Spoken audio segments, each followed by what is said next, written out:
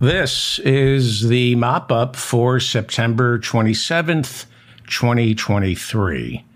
New York State Attorney General Letitia James was suing Donald Trump for fraud in civil court. It was supposed to happen next month, claiming he defrauded banks and insurance companies by inflating the value of his properties to use them as collateral when securing bigger loans to pay off the loans he already took out. In essence, it was a pyramid scheme of taking out a credit card to pay off your other credit card. We all do that.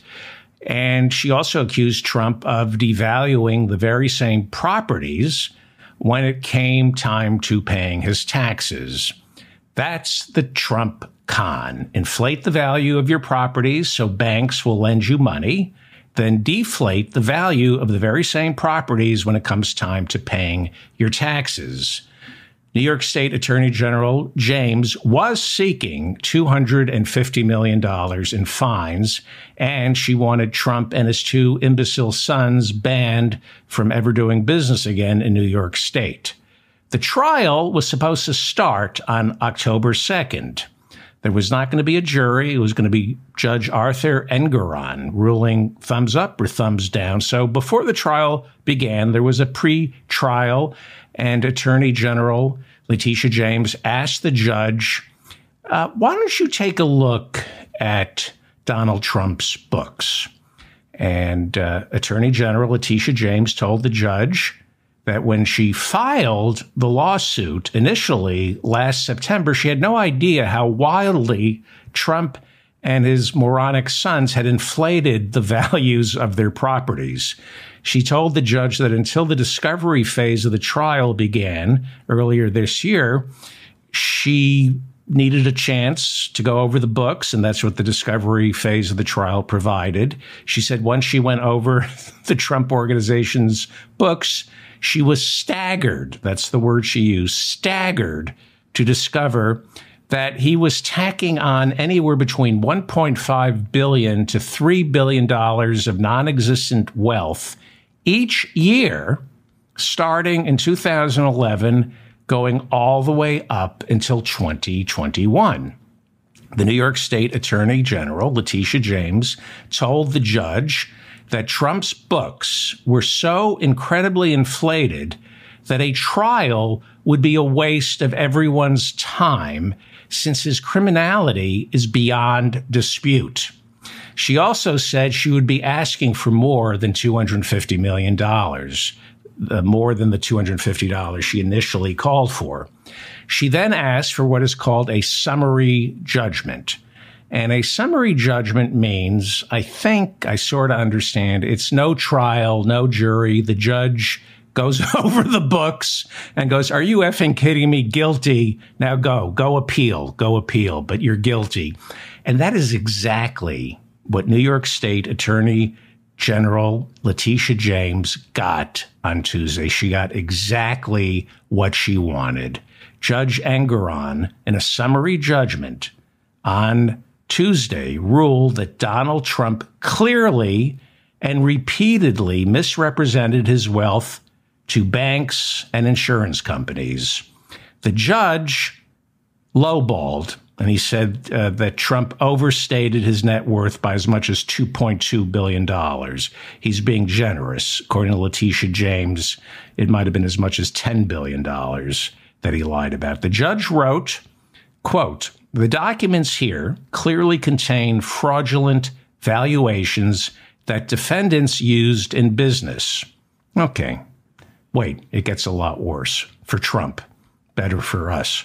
The judge ordered Trump to surrender his New York State business licenses. He and the two troglodyte sons are forbidden from doing business in New York. And the BBC says the judge's ruling most likely means Trump will lose whatever control he once had over his flagship property, Trump Tower. That's where Melania is carrying on an extramarital affair, allegedly. He has an apartment there that Melania lives in. He's going to have to give up control of Trump Tower as well as 40 Wall Street, which Trump famously and incorrectly, right after the Twin Towers came down, called the tallest building in New York City. The Associated Press reports the judge ordered Trump's limited liability companies that control his Manhattan real estate to be dissolved, and turned over to a receivership. Dissolved. He and his two moronic sons will lose all control over who the buildings rent to, as well as who the buildings can hire and fire. No more power. Their company is going to be dissolved. The judge, in his opinion, ruled, quote, "In defendant's world, rent-regulated apartments are worth the same as unregulated apartments. Restricted land is worth the same as unrestricted land. Restrictions can evaporate into thin air," the judge wrote. He added, quote, "That is a fantasy world, not the real world." The judge ruled that Donald Trump lied and said his apartment at Trump Tower was 3 times the size it actually was. He said it was worth $327 million. Hey, as collateral, here's my apartment, $327 million. Can you lend me $100 million? And I'll use this apartment as collateral because I stole from the mob and they don't mess around. The judge ruled that Trump lied by overvaluing Trump Tower. Are you sitting down? I didn't even know this was mathematically possible. By 2,300%. The judge ruled that Trump lied when he was taking out loans by overvaluing Trump Tower by 2,300%. Donald Trump, of course, is now suing the judge, and that trial starts in a week. The judge also fined each of Trump's lawyers. I love this. Each of Trump's lawyers were fined $7,500 for filing frivolous motions to delay the case going to trial. Trump later called this a blah, blah, blah, blah, blah, a miscarriage of blah, blah, blah, blah, blah, blah, blah, blah, blah, blah. Stalinist, Nazi, fascist, Democrat. Today's a good day. Today's a good day. Can't say the system hasn't worked. I mean, the system in New York, at least, is working. We are on the brink. I wish I could say the same thing about Washington, D.C. We are on the brink of a government shutdown. Now, we've had shutdowns before, but this one will be the first since January 6th. It's going to be a different government shutdown because there are Republicans in the House of Representatives, few in the Senate, but mostly in the House of Representatives. There are Republicans in the House who were rooting for the insurrectionists on January 6th because these Republicans were sent to Washington to destroy it. There are Republicans who think a government shutdown isn't the means, it's the end. The ends, the end of government. The end of government to some of these members of the Freedom Caucus means victory. And I'm not quite sure Kevin McCarthy completely understands this. He had a chance to deliver his caucus to the Ethics Committee. There were insurrectionists. At one time, there were 5 still in the House. And he could have delivered them to the Ethics Committee and had them disciplined. Instead, he made peace with the insurrectionists, members of the Freedom Caucus. And I don't know what he was thinking because all it takes is a handful of those Republicans to shut this government down for months. Again, we're on the brink of our first government shutdown since January 6th. There have been shutdowns before, but the landscape has completely changed.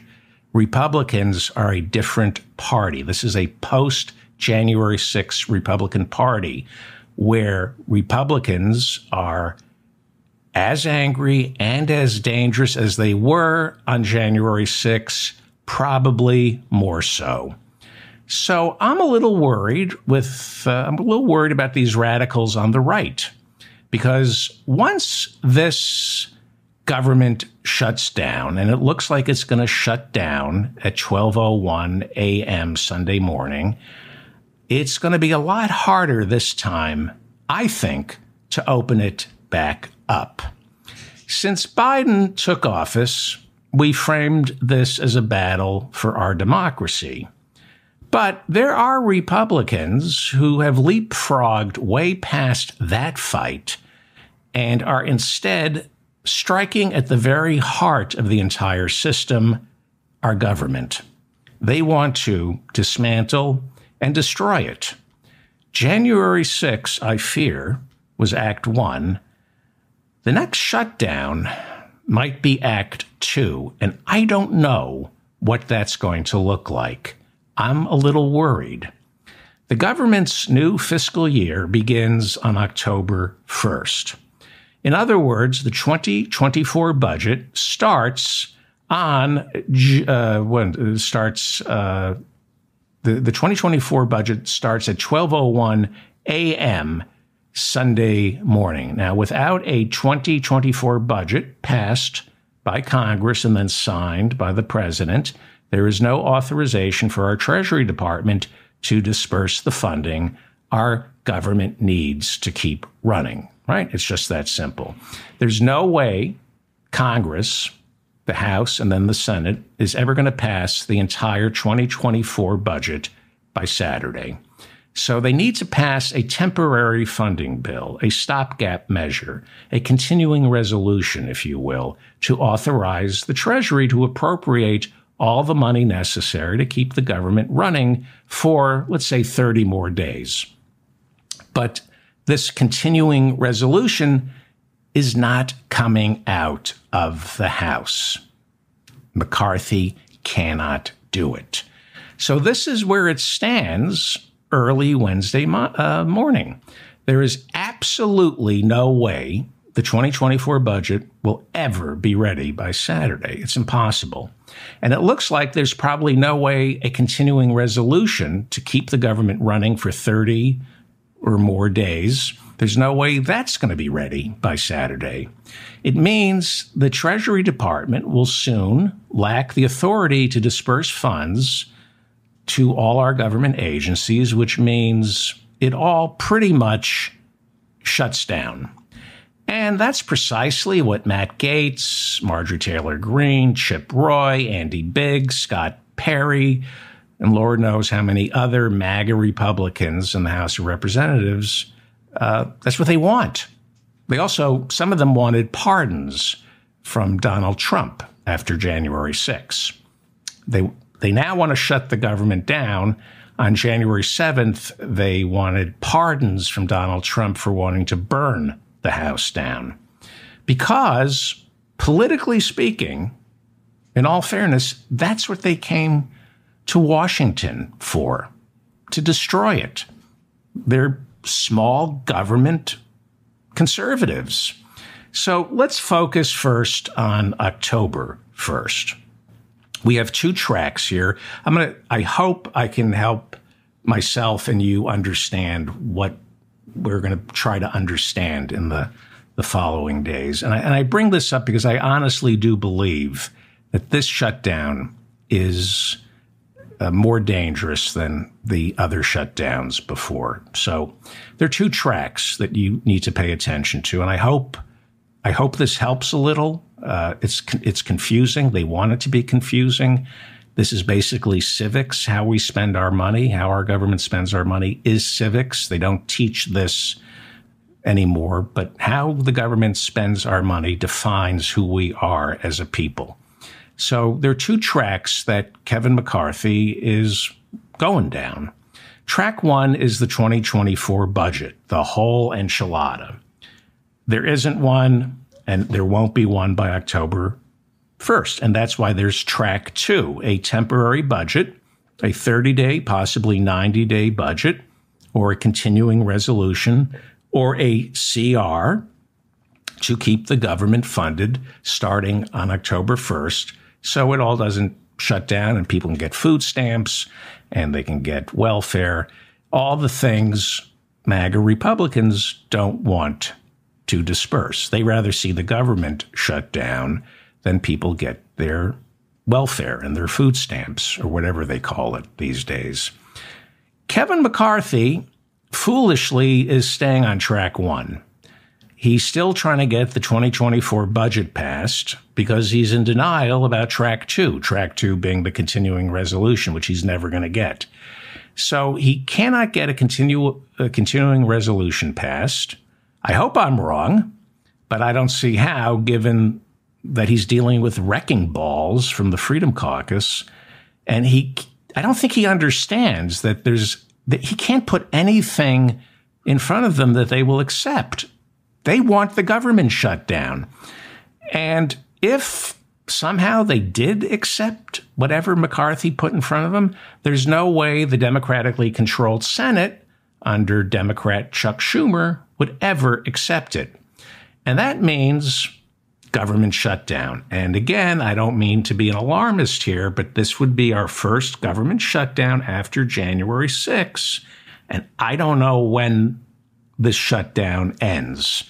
Kevin McCarthy is stumbling around the Capitol, wondering what it's going to take to get the Freedom Caucus to keep the government from shutting down. And I don't think he understands that shutting it down is exactly what they want. This isn't about stripping funding for Ukraine or defunding Jack Smith's investigation into Trump or more border security. You give these people what they're asking for, they'll find something else. Remember Trump's armed imbeciles storming the Capitol? That's who these people are. They hate Washington, D.C. They hate the Capitol. They hate government. They hate you. There's nothing you can do to stop them. Now, luckily, if things do get really bad and the government can't open, Joe Biden, I believe, can issue a $1 trillion coin.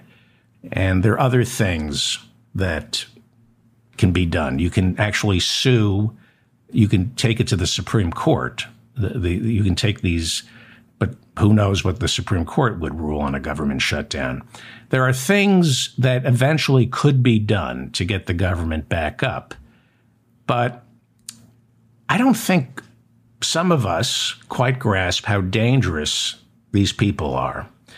The people, the MAGA Republicans, they're a joke at first, but they are the embodiment of other jokes like Donald Trump, Ron DeSantis, Vivek Ramaswamy, all of whom are jokes, but could end up sitting in the Oval Office.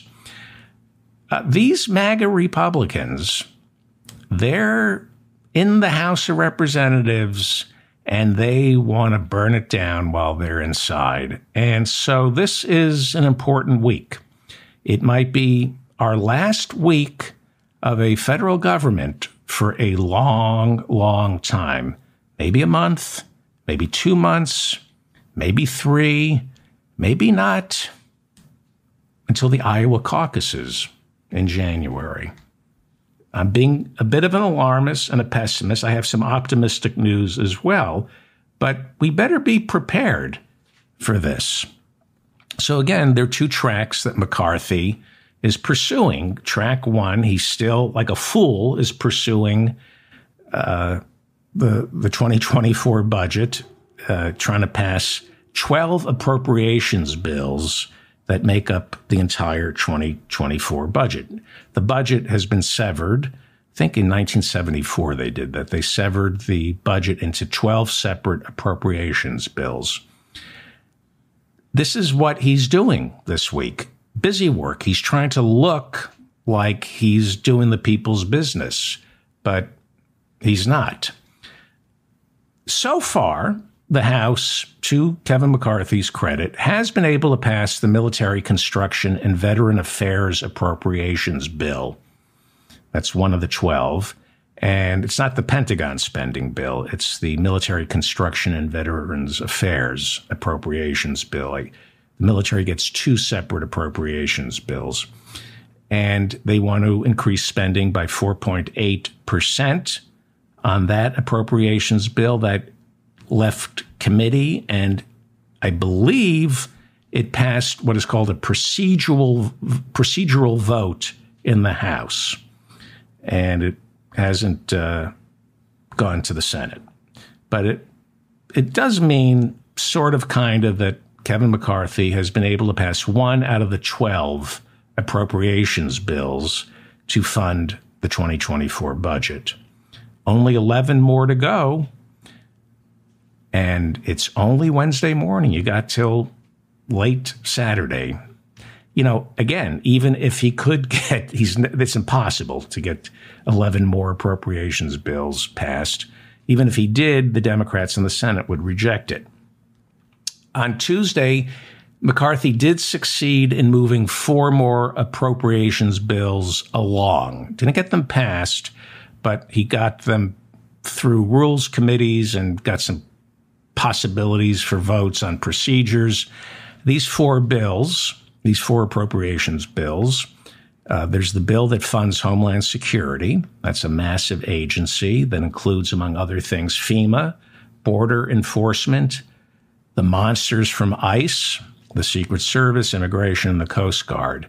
And it looks like Republicans want to raise spending for Homeland Security by nearly 4%. Then there's the second bill that he seems to be moving along and hasn't passed. There's the Pentagon Appropriations Bill, where Republicans in the House want to raise funding by 2.2%, but he stripped Ukraine out of that bill. I think he stripped Ukraine out of that appropriations bill. Then there's the third appropriations bill, the agriculture bill, where Republicans want to cut spending by 2%. And the fourth bill that they're moving along would be the State Department appropriations bill, which Republicans want to cut by 15%. Isolationists, right? So 12 appropriations bills in the budget. 1 has sort of kind of passed in the House. 4 others on Tuesday, McCarthy was able to kind of roll out a committee and get going. That leaves 7 more appropriations bills that haven't even been touched. Again, there's no way he gets 12 appropriations bills voted on and sent to the Senate by Saturday. And again, the Democrats in the Senate are going to reject it all. I mean, it's got to go into a conference committee where they hash it all out. They waited. This is like me in school. You know, it's supposed to start in February, the budget process, and they're starting when the papers do. So the new 2024 budget, whether anyone likes it or not, is supposed to kick in on October 1st. And that brings us back to the second track that McCarthy should be on, but he's avoiding it. And that is passing a continuing resolution, a 30 or 90-day temporary stopgap funding measure that will keep our government running while McCarthy supposedly keeps working on getting those 12 appropriations bills passed in the House, sent to the Senate, then sent back to the House for conference committees to work out the differences.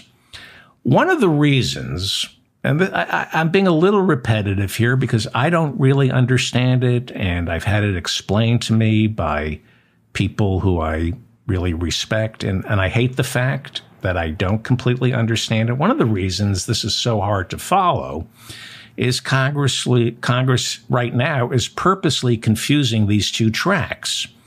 If you're paying attention to this, sometimes this week you can't tell if they're talking about something that they want in the 2024 budget or simply something for the continuing resolution.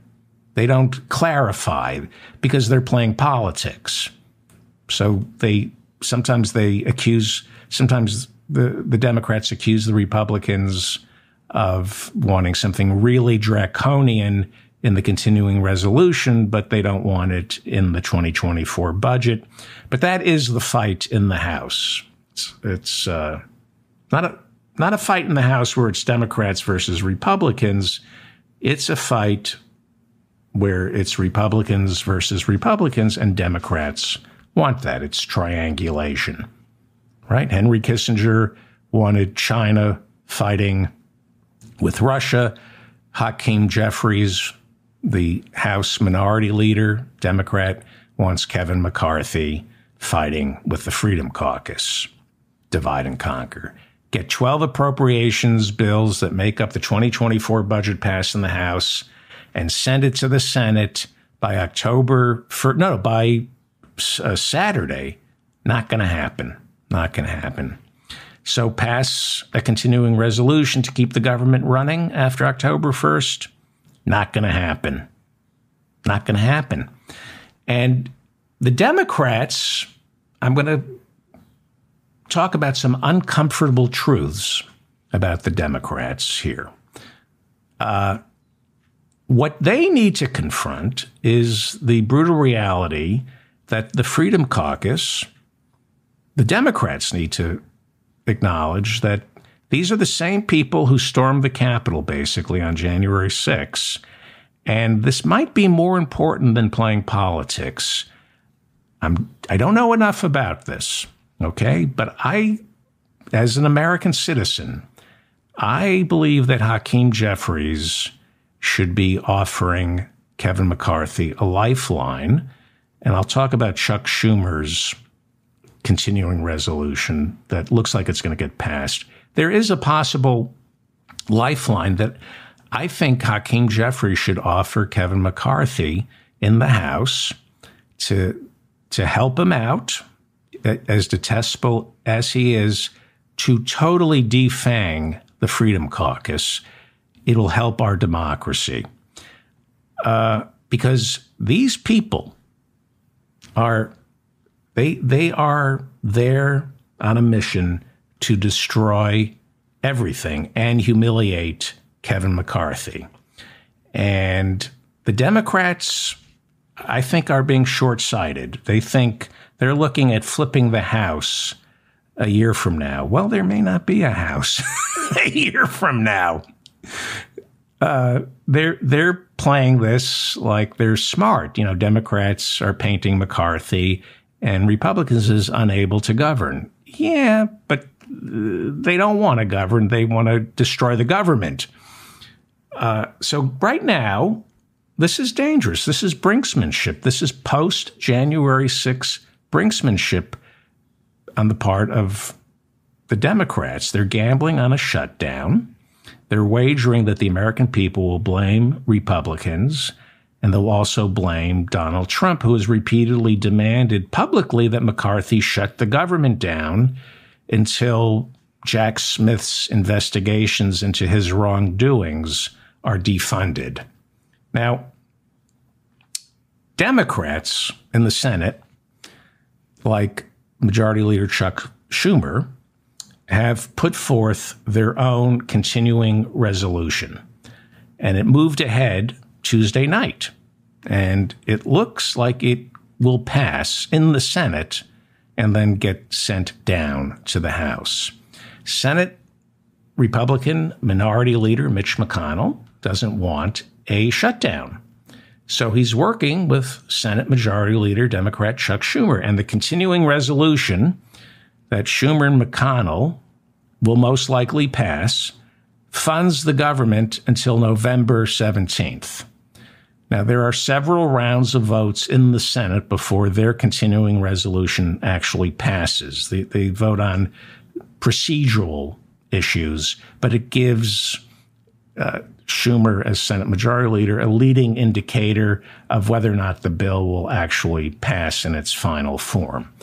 On Tuesday, the first round passed, listen to these numbers, 77-19 in the Senate. I mean, compared to the House, the bipartisanship in the Senate is, staggering, 77-19. That's because there are some things that Schumer and McConnell have always agreed on, like funding for Ukraine. Moscow Mitch, as we used to call him, is actually on the side of Ukraine, which is why he signed on to Chuck Schumer's continuing resolution that will provide $6 billion in funding for Ukraine. That's a lot of money for Ukraine. That's $6 billion to hold them over until November 17th. That's when the continuing resolution expires. And then there'd be another $6 billion that goes towards disaster relief.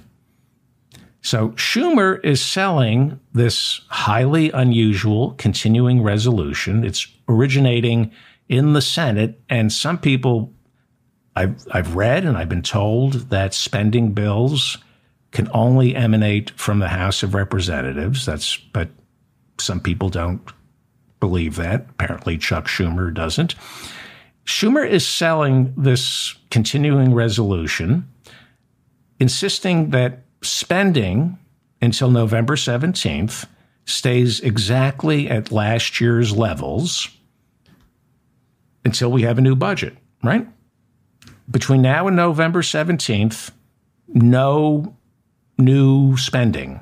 Just everything's the same, except there's a $12 billion bump in funding Ukraine and disaster relief. So in other words, this continuing resolution is only $12 billion more expensive than last year.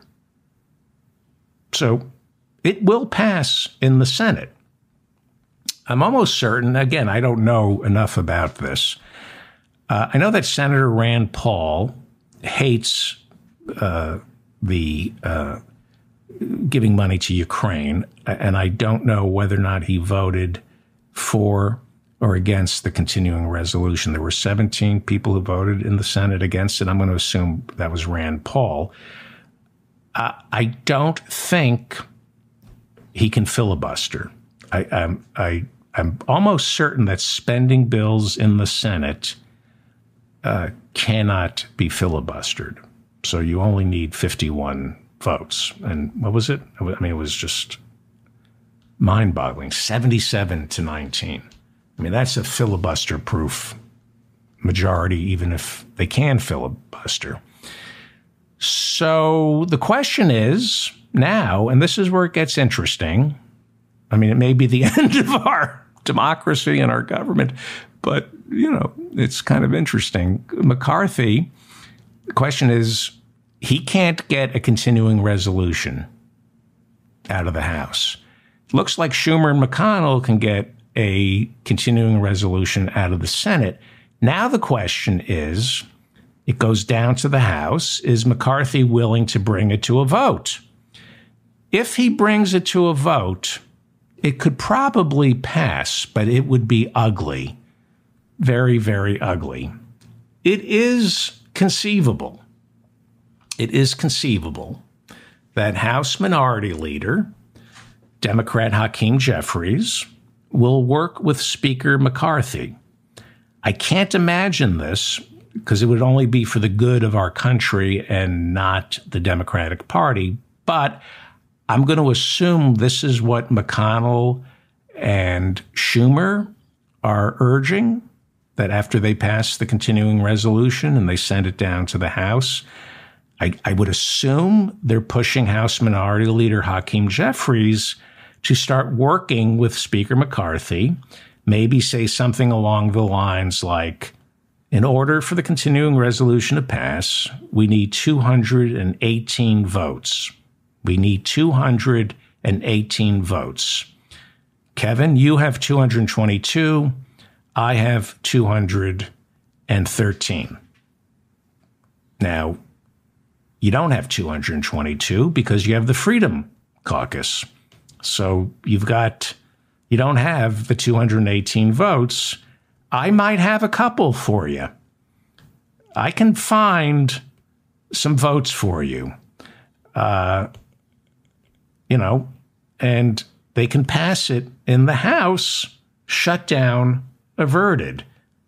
That is, I have to imagine, I don't know much. All I know is who I talk to and what I read. I have to imagine that's precisely what Senate Majority Leader Schumer, Senate Minority Leader McConnell, I have to believe that's what they're trying to get Hakeem Jeffries to say. I also think that McCarthy is thinking this way too, but he can't. He can't, because his speakership, which is really all he cares about, his speakership is being held hostage by the Freedom Caucus. He's in a bind. He's got to choose country over self. Is this going to be a profile in courage? Is he willing to give up his speakership for the good of our country? I doubt it. I mean, this is the same guy who kissed Donald Trump's ring 10 days after January 6th. He flew down to Mar-a-Lago and apologized to Donald Trump after January 6th. I mean, this is the same guy who wouldn't appoint anybody to the January 6th committee. He refused to acknowledge the January 6th committee. He said it's not legitimate. And then he wonders why the people in his caucus are once again burning down the House. He's got a problem. He made a deal. He appeased the Freedom Caucus. He needed to strike a deal in order to become Speaker back in January. And he changed the rules, allowing just one member of the House to file a motion to vacate the chair. That was a big change in the House rules. That means all it takes is one Republican to file a motion to vacate the chair, to give up the seat that the Speaker sits in, and then everything stops and the House must go and pick a new Speaker again. Remember how difficult that was in January? It went 15 rounds. And people like Florida Congressman Matt Gaetz are openly warning McCarthy, do not work with the Democrats on anything. He says, if you pull away from the far right and move towards the centrists in the Democratic Party, I will file a motion to vacate the chair. In which case, this is what I don't know what I'm talking about, but if they file a motion to vacate the chair with a year before the election, I think Hakeem Jeffries should reward McCarthy. If McCarthy works with the Democrats to keep the government open and the Freedom Caucus votes to vacate the chair, Hakeem Jeffries should reward McCarthy by voting for him for Speaker. I think this is an opportunity to politically, I think it works for next year. I think the Democrats win back the House because the Republicans are so obviously broken and unable to govern. And I think it's an opportunity to destroy once and for all the Freedom Caucus, something Kevin McCarthy didn't have the courage to do.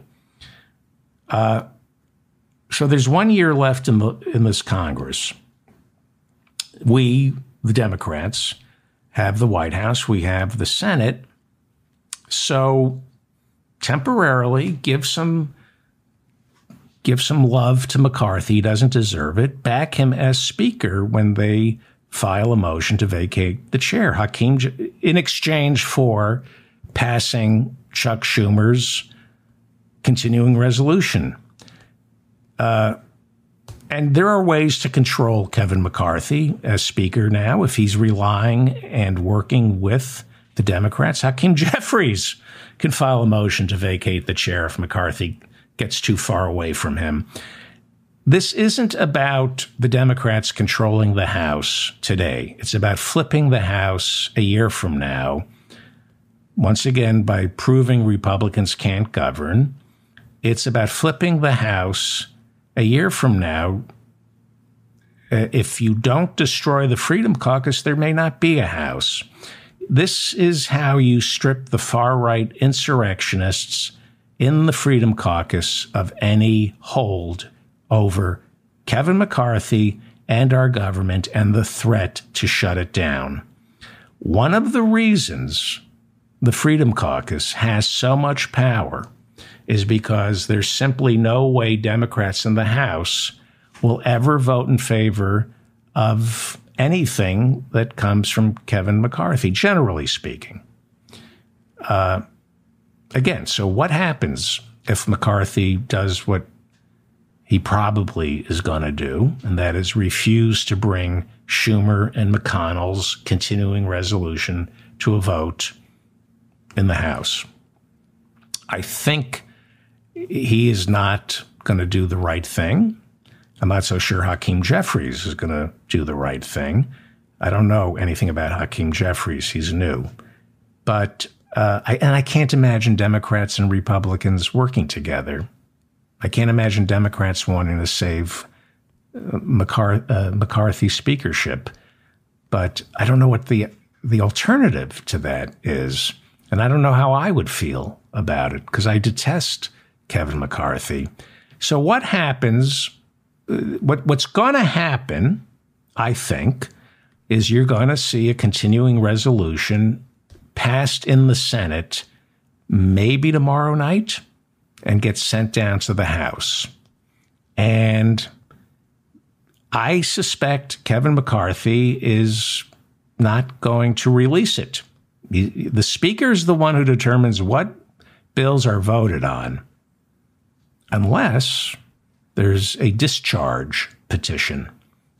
So I talked about this yesterday. What is a discharge petition? I don't know. This is what this is what I think it means. If a majority of House members sign the discharge petition, it forces McCarthy, the Speaker, to discharge the bill, to let go of it, and it gets voted on. It's discharged from the grasp of the Speaker. It's called a discharge petition. There is talk that moderates in the House, Democrats and Republicans, and I hate to say their names, the problem solvers, they are the worst of the worst. These are centrist Republicans and people who call themselves centrist Democrats, but they're right-wing Republicans. Josh Gottheimer from New Jersey, horrible, horrible human being.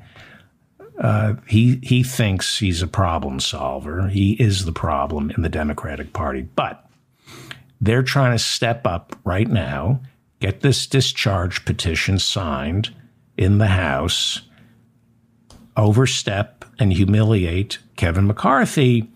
Can they find 218 members of the House, Democrats and Republicans, to vote in favor of Chuck Schumer and Mitch McConnell's continuing resolution?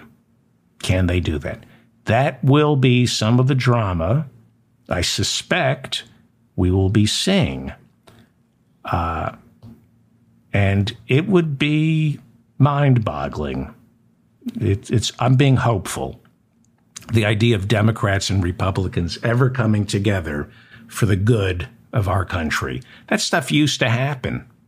Can you imagine if Pearl Harbor happened? You think Franklin Delano Roosevelt could get a declaration of war? No way. No way. There's no more reaching across the aisle. Rarely. At least on spending bills. I'm not sure what Kevin McCarthy's political calculus is. I suspect it doesn't include working with Democrats. I'm figuring McCarthy isn't worried about anything other than remaining Speaker. That's all he cares about.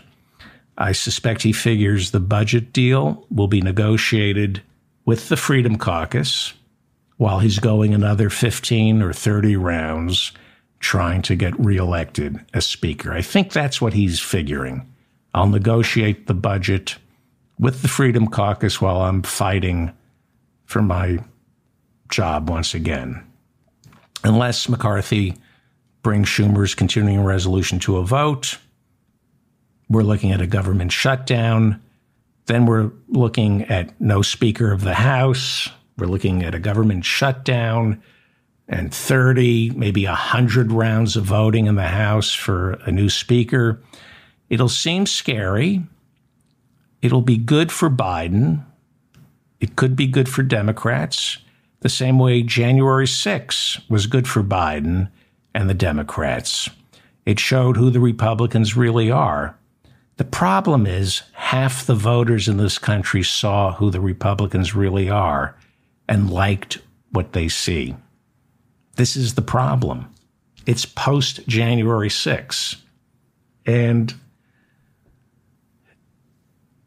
this is why I think the government could stay shut down until the Iowa caucuses.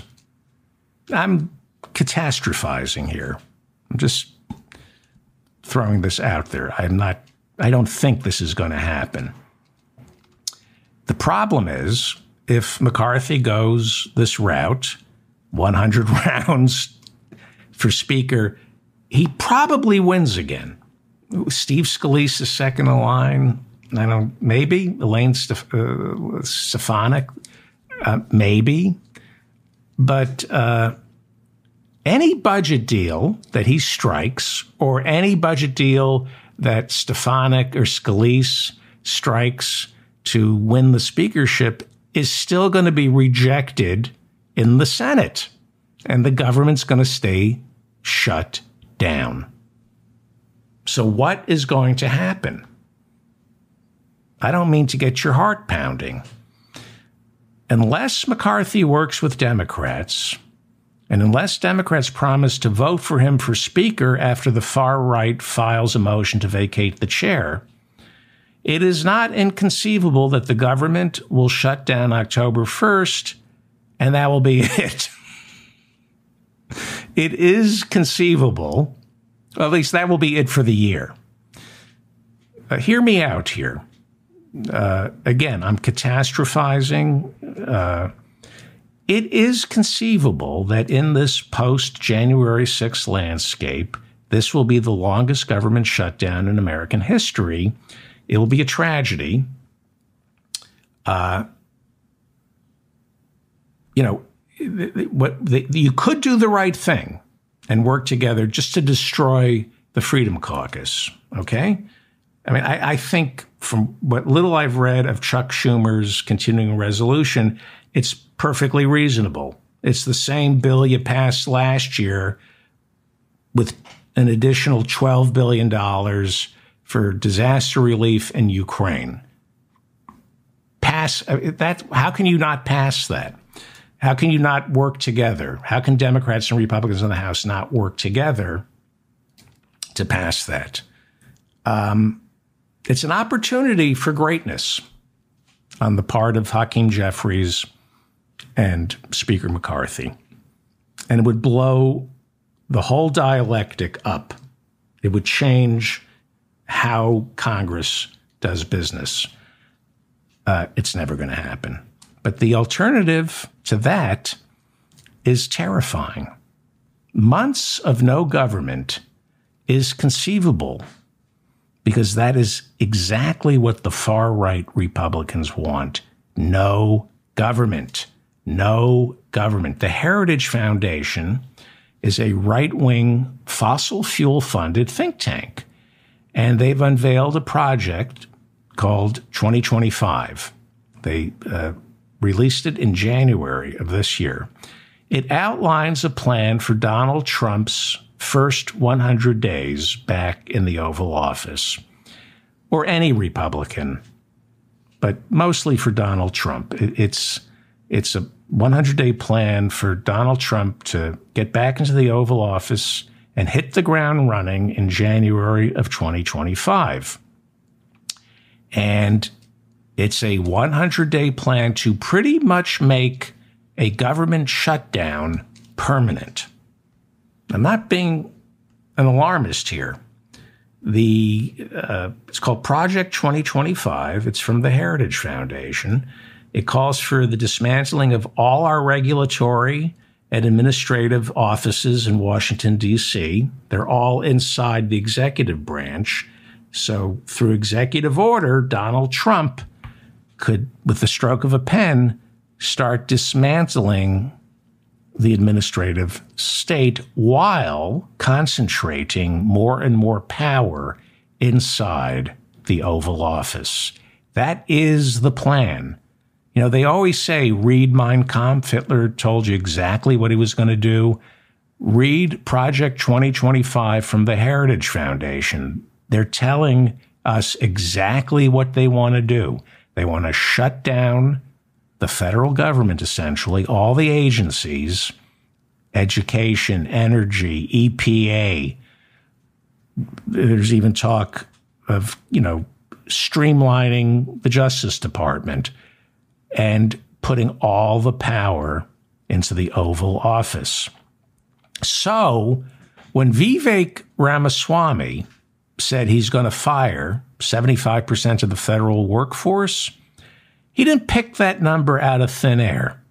He was working off the Heritage Foundation's game plan. This has been the plan for decades. This has been a plan that was articulated best by Steve Bannon during the first 100 days of the Trump White House, when he said he wanted to gut the administrative state and cut something like I think there are 3 million, close to 3 million federal employees.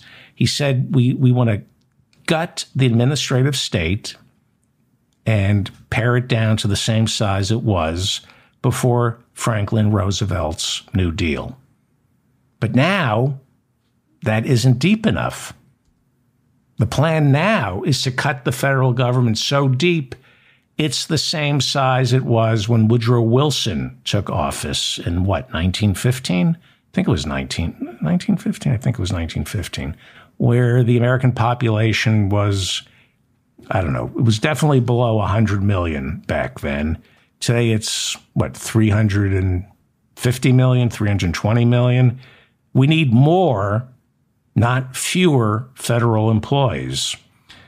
So what I fear is a government shutdown that lasts all the way into the Iowa caucuses in January. And I think there are Republicans, at least I think there are too many Republicans who want to make the federal government the issue in next year's elections. I think nothing would make Trump, Vivek Ramaswamy, or Ron DeSantis happier than a government shutdown that drags on and on so they can say, see, the government's shut down. How much do you really miss it? And you know how they can spin things. There'll be a lot of tragedy without a federal government, but Republicans are very good at spinning things and making a government shutdown look like a net positive. We'll have a government, if it shuts down late Saturday night, early Sunday morning, the government goes bare bones. We'll have a military, there'll be border patrol, all the essentials, but everything else will stop. The regulatory agencies will be shut down, and that is exactly what the Heritage Foundation and Steve Bannon want. It's what a lot of Republicans want. It's what Vivek Ramaswamy wants. It's what Ron DeSantis wants. It's what Donald Trump wants. They want to shut it all down. So I'm going to wrap it up, and I don't mean to scare everybody, but the budget process, we don't pay attention. I know I don't pay attention to it because my eyes glaze over. But it is civics. How our government spends our money is civics. Where our tax dollars end up is civics. They don't want us paying attention to our money.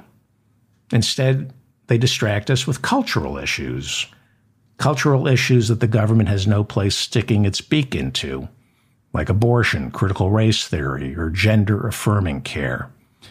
Those are the emotional issues that grab our hearts, so we refrain from asking the difficult questions like, what happened to my money? The federal government's budget. Now, I'm going to tell you something that blows me away. I don't know if it's going to blow you away, but this blows me away. The federal government's budget last year for 2022 was $6.27 trillion. How much is that? Well, it's 25% of our economy. 25% of our economy is the federal government. Now, when you toss state and local government budgets in with that, government spending becomes more than, what, 1/3 of our economy? Probably more. Then factor in the Federal Reserve, which is a bank separate from the government, but it answers to the government. So let's just, for the sake of argument, call the Federal Reserve an apparatus of our government. When you factor in the Federal Reserve, raising and lowering interest rates, creating money out of thin air, literally, I don't understand how this works, but I do know that the Federal Reserve literally creates money out of thin air. Not money that's not backed by gold, backed by whatever mood Jerome Powell is in that day. And he says, you know what? Our money supply needs to be flush with more cash. And he creates money. So between the federal government, the Federal Reserve, state and local governments, it is safe to say that anywhere between 40 and 50% of our economy is government spending. Nearly half of our government, nearly half of our economy is government spending. Let that sink in. I don't know if anybody's still listening to me right now.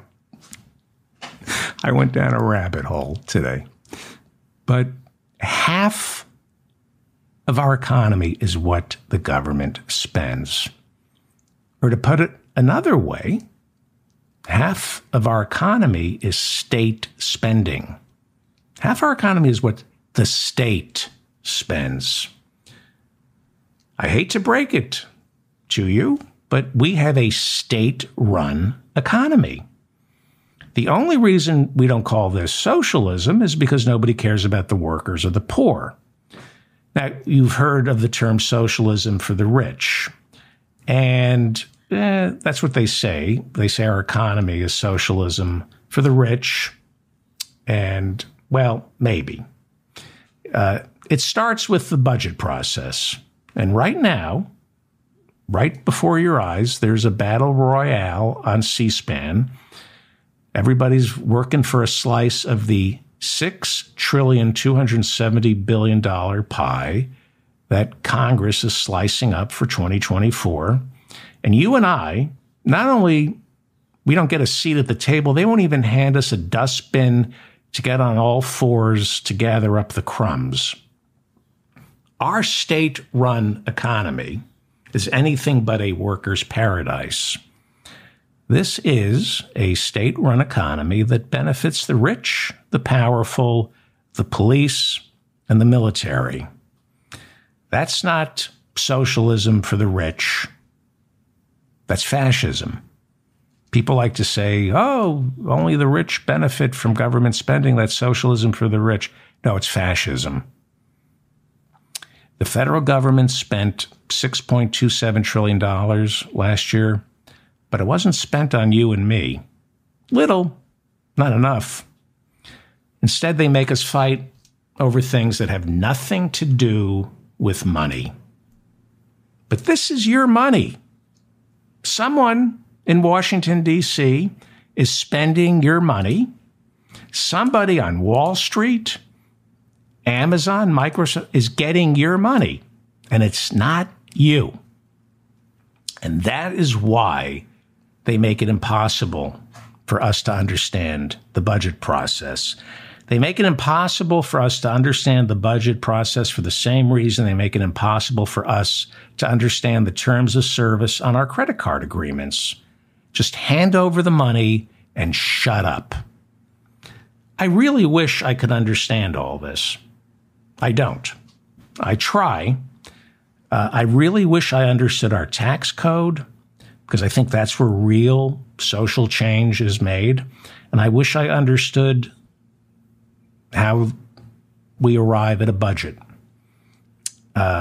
Because who and what gets funded versus who and what doesn't get funded determines not just the trajectory of our economy, but who lives and who dies.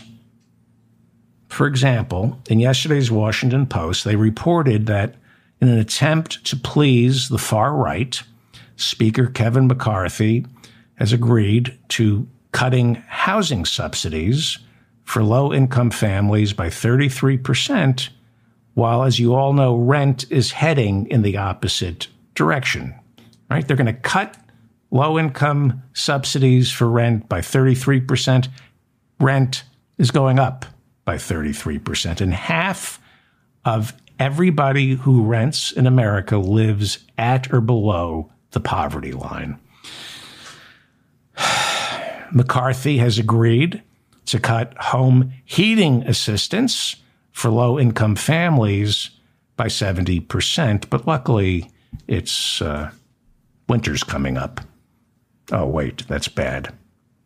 1 million low-income Americans will lose food stamps. People are going to die. People are going to die. Right now, McCarthy is looking to cut $150 billion from child care, education, and medical research. But billions will be spent for fighter jets we don't need, more prisons instead of social workers, more for the DEA to fight opiate addiction instead of funding mental health facilities. Meanwhile, there will be subsidies for cheese, milk, beef, oil drilling, for-profit Medicaid, for-profit Medicare, or anything else that shortens our lifespan. Imagine if we were allowed into the process. Imagine if our leaders didn't infantilize us. Imagine if you and I demanded that our leaders stopped infantilizing us. Imagine if we demanded what is called participatory budgeting.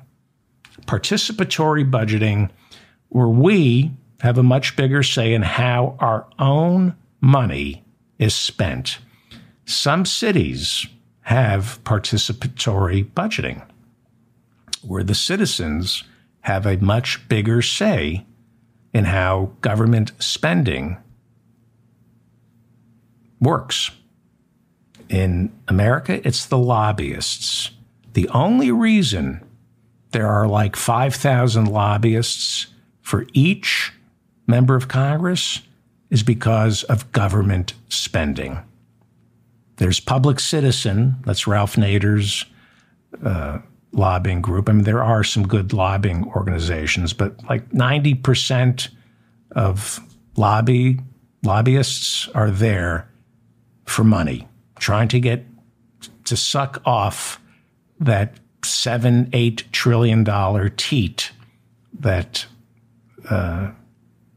is our budget. Most Americans, including me, don't want to think about the federal budget because we can barely deal with our own.